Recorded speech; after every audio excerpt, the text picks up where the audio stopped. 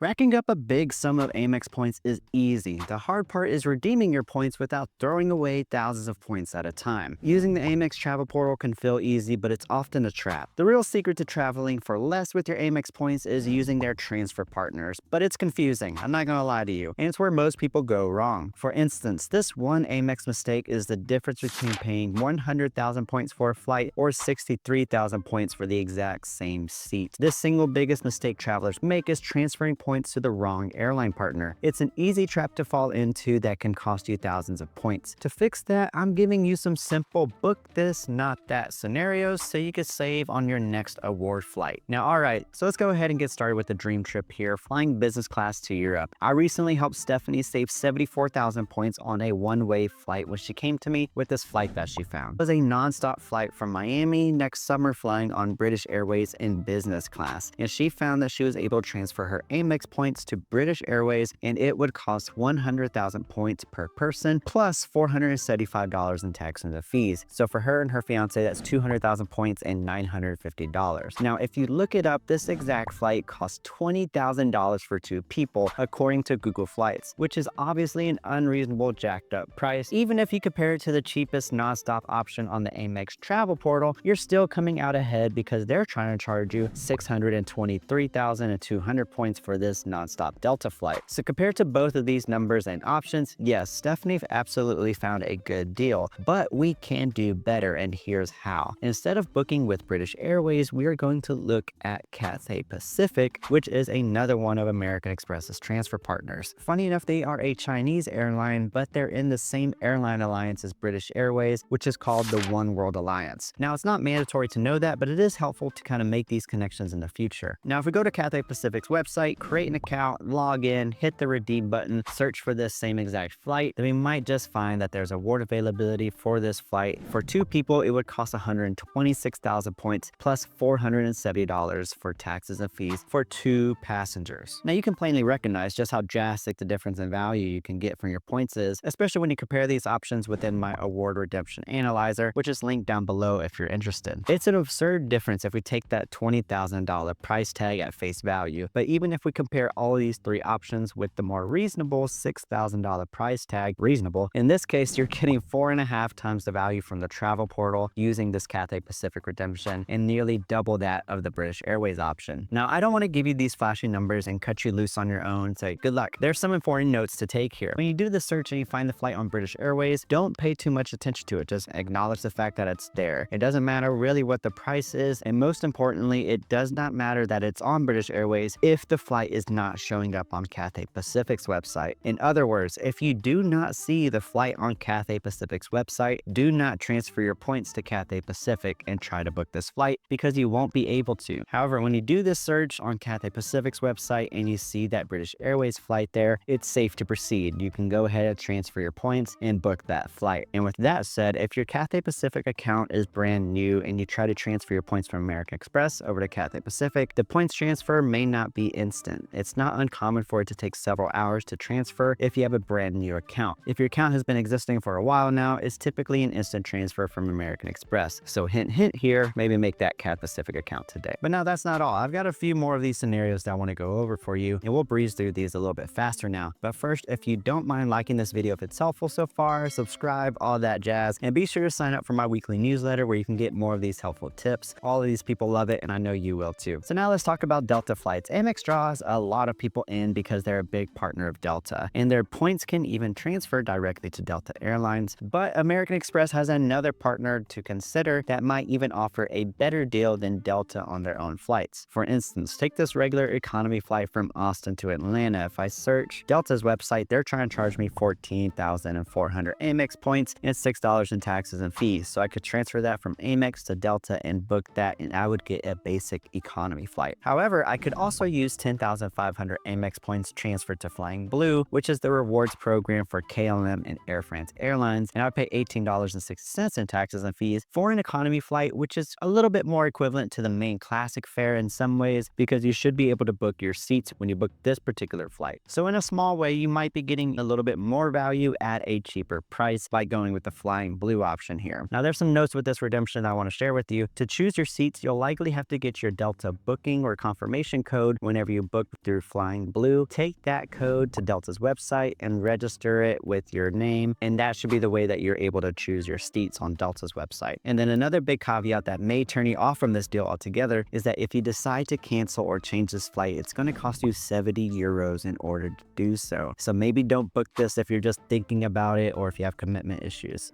because it might be worth paying some more Delta points for that free cancellation it offers on the main classic fare. Then, like I said previously, it also applies to this. This flight has to be seen on KLM or Air France's website in order to book this. It doesn't matter if you see it on Delta. If you don't see it on KLM or Air France's website, you cannot book this. I'll repeat it a third time if I have to, but I'm not going to. But if you're interested in how to search for these Delta flights, I'll link a video up above for you to check out after this one. But now finally, I want to end back on British Airways. It's been once touted that they are a great way to book American Airlines flights, and they were, and you still can, but there's better ways now, particularly if they're non-stop flights. For instance, here's a flight from Austin to New York for 18,000 points when booked through British Airways Avios. And then here's the same flight if you book with Qatar Airways Avios for just 14,500 points. It's a modest point savings, but every point counts here, right? So using Qatar is the best way to book your American Airlines flights with your AMEX points, but there's a couple of quirks with how to go about it and how to find these flights. I go into deeper detail if you want to check it out in this video linked over here. Now, if you're wondering if there's a way or a tool to know when there's a better partner to use for a flight, like use Cathay Pacific instead of British Airways for a better points price, instead of just watching all my videos or waiting for me to release a video about a particular flight, well, there is a tool out there, kind of, sort of. One of my favorite award search tools has this new feature in beta mode that I think is a game changer for this specific use case. You can learn more about that by choosing this video right over here, and be sure to click my face before going away to subscribe. Thanks again for watching. I'll see you in the next one.